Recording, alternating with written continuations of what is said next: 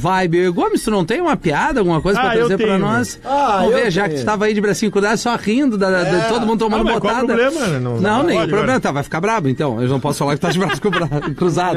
Aí, Jory, aí é brincadeira. É um seguidor teu também. É outro. O Sandrinho decidiu praticar um esporte. Boa! Tá? De macho, de machão. Sim. E aí ele, como bom esporte de machão, escolheu o tiro esportivo. Esse se filiou a um clube de tiro e decidiu comprar uma arma pra treinar. Pro treino, a arma 38. Bom. Boa arma. Dei uns tiros esses dias. Opa! Não, tô brincando. Rafinha. Oi. 38 mata? Não sei o que responder. 38 mata? Acho que sim. Então eu vou botar só 22 pra não te machucar.